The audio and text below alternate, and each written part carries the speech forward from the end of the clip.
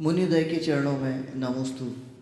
महाराज जी, आज हम समस्त जैन समाज के समस्त संतों और पंथों पर विश्वास रखने वाले और धार्मिक क्रिया करने वाले भक्तों की तरफ से एक प्रश्न है, क्योंकि मेरे पास बहुत दिनों से वो प्रश्न आ रहा है।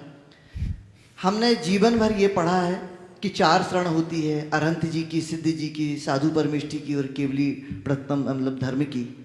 हमने ये भी पढ़ा है कि सम्यक दृष्टि जो होता है वो निर्भय होता है, उसके अंदर निर्भीक होता है, कोई भय नहीं होता है। हमें ये भी पढ़ाया गया है कि सम्यक दृष्टि का अकाल मरण नहीं होता है। हमें ये भी जिंदगी भर पढ़ाया गया, और मैंने खुद भी ये चीज़ पढ़ी है कि देवशास गुरु पर ही श्रद्धान करके चलना है। और आज जब ये कोरोना वायरस आया है तो जिस मंदिर को जाने की सलाह है, हम लोग कुछ नहीं जानते थे।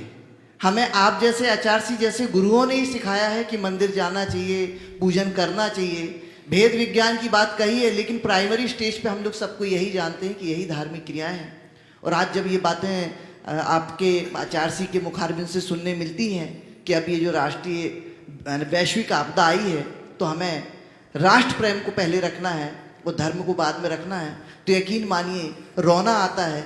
ऐसा लगता है कि हमारी वो शिक्षा, हमारा वो अभ्यास हमें इतना कमज़ोर बना रहा है। हमें ये भी बताया गया है कि जब तक हमारा समय नहीं आएगा, जब तक हमारी आयु पूर्ण नहीं होगी, हमें नहीं कोई मार सकता है। तो ऐसे क्षणों में महाराज जी हम चाहते हैं कि आपका वो संबोधन भी मिले कि हम इस क्लास में हम और आगे बढ़ते चलें। देखिए, आपने बहुत अच्छी बात कही।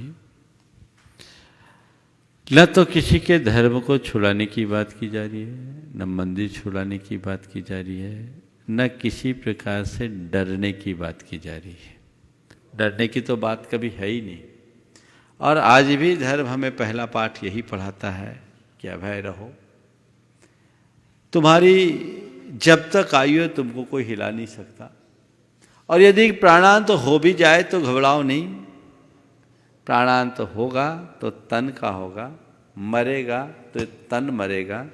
तुम्हारा तो न जन्म हुआ है न मरण, तुम अजन्मे हो, अमर हो, अजर अमर अविनाशी हो। इस श्रद्धान को अपने अंतरंग में स्थायी रूप से अंकित रखो।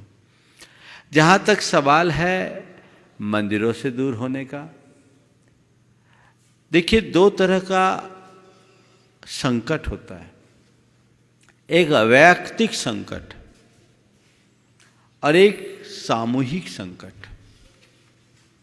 धर्म का पाठ हमें ये पढ़ाता है, सीख देता है कि तुम पर व्यक्तिगत रूप से कितना भी बड़ा संकट हो, विचलित मत होना।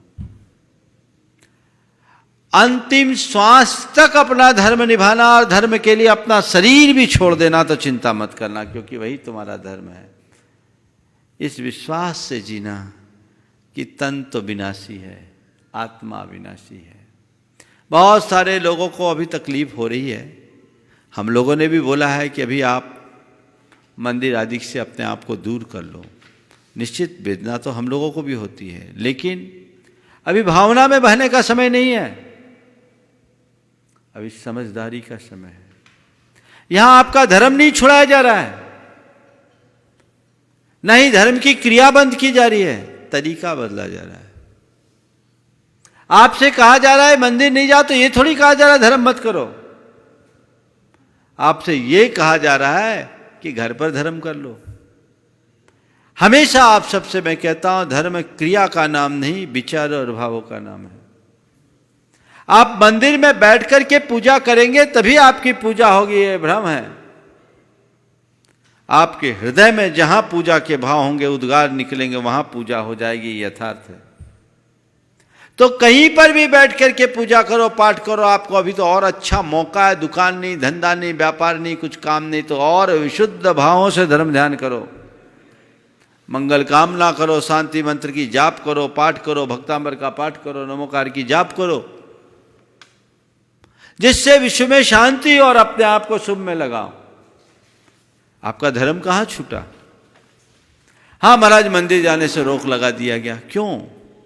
अकेले एक व्यक्ति के प्राण की बात होती कि तुम्हारे प्राण के लिए कोई चुनौती दे रहा है, मंदिर जाओगे तो तुम्हें कत्ल कर देंगे, तो उससे मैं कहूँगा डर मत, तेरा अगर पुण्य होगा तो तेरे लिए सूली भी सेज बन जाएगी।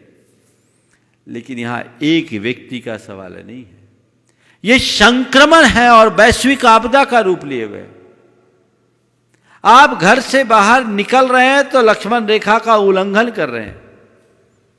एक व्यक्ति के संक्रमण से एक पूरा परिवार तबाह होगा, और परिवार के बाद समाज, और समाज के बाद पूरा राष्ट्र। इसे रोकना हमारी पहली जरूरत है। मैं अनेक बार इस मंच से बात कर चुका हूं कि जैन धर्म में व्यक्ति धर्म से बड़ा राष्ट्र धर्म है। तुम्हारी पूजा, तुम्हारा अभिषेक, तुम्हारा दर्शन, तुम्हारा बंधन, ये तुम्हारा व्यक्ति धर्म है। पर लोग सारे देश को संक्रमण से बचाना तुम्हारा राष्ट्र धर्म है। जो लोग इसकी उपेक्षा कर रहे हैं और अपनी जिद में लगे हैं, मेरी दृष्टि में राष्ट्रद्रोह का पाप कर रहे हैं, क्योंकि वे जानबूझकर संक्रमण फैलाने जैसा कृत्य कर रहे हैं। जब ये बात पूरी तरह से जाहिर है तो प्रबुद्ध समाज के लोगों को, ये मैं केवल जैनों के लिए नहीं बोल रहा हूं, सबके लिए बोल रहा हूं, धर्म मेरी आस्था में पलता है, मेरी क्रिया में नहीं। आप कहीं भी बैठ कर के अंतिम श्वास तक धर्म को धारण कीजिए और धर्म के मर्म को अपने हृदय में अंकित कीजिए कि मेरा धर्म तो मेरी आत्मा के साथ जुड़ा हुआ है और मेरा कुछ होने जाने वाला नहीं है, संसार में किसी का नहीं होने वाला। जब मेरी अगर अकाल मृत्यु भी होनी होगी तो हो जाएगी। न मे मृत्यु कुतो भीति, न मे व्याधि कुतो वृथा, ना हम बालो न वृद्धो हम, न युवे तानी पुद्गले। जब मेरी मृत्यु ही नहीं तो मैं डरूं किससे? ये व्यक्तिगत बात है, पर सामूहिक बात जब भी आती है तो हमारी जवाबदारी है। जब लोग ही नहीं रहेंगे तो धर्म का क्या होगा? इसलिए हमें समुदाय के हित की चिंता करनी चाहिए। और हम लोगों ने जो ये प्रेरणा दी है केवल इसी वजह से दी है। लकीर के फकीर बनने से कुछ नहीं होगा। मैं उन तमाम धार्मिक जनों से कहता हूं जो अपनी धर्म भीरुता के कारण इस बात से घबरा रहे कि मेरा सब छिन गया। कुछ नहीं छिना। तुम्हारी आस्था जब तक तुम्हारे अंदर है, तुम्हारा धर्म तुमसे कभी दूर नहीं जाएगा। और जिस दिन आस्था चले जाएगी, कितना भी धर्म करो कुछ काम नहीं आएगा। उस आस्था को मजबूत बनाइए और इन सब चीज़ों को बिल्कुल दूर कीजिए। घर में बैठ करके जितना धर्म ध्यान हो सके वो कीजिए। इधर उधर की बातें करने की जगह केवल सबके प्रति मंगल कामना कीजिए। आप सुरक्षित और लोग भी सुरक्षित हो जाए, ये भावना भाई है। अभी लोगों के मन में ये लगता है हमें तो कुछ नहीं है, आपको कुछ नहीं है, पर ये कहा जाता है कि 3 हफ्ते तक कुछ पता नहीं लगता। अब किसका बताएं? अभी मंच में आने से पहले मुझसे कहा गया ब्रिटेन के प्रिंस को हो गया।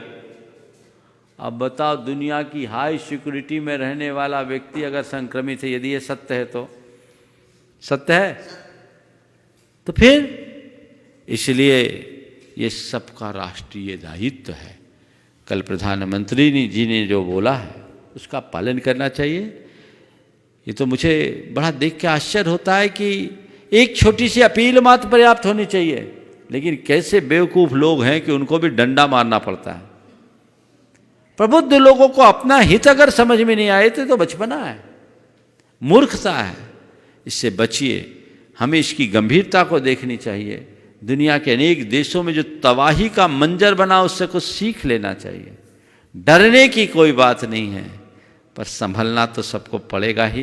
तभी आप अपना धर्म कर पाओगे, तभी आप संस्कृति की रक्षा कर पाओगे, समाज को आगे बढ़ा पाओगे, राष्ट्र को कुछ दिशा दे पाओगे। इसलिए इसे अपना प्राथमिक कर्तव्य मानिए और बाकी नियमों में थोड़ी बहुत शिथिलता जहाँ जैसी अपेक्षित है कर दीजिए।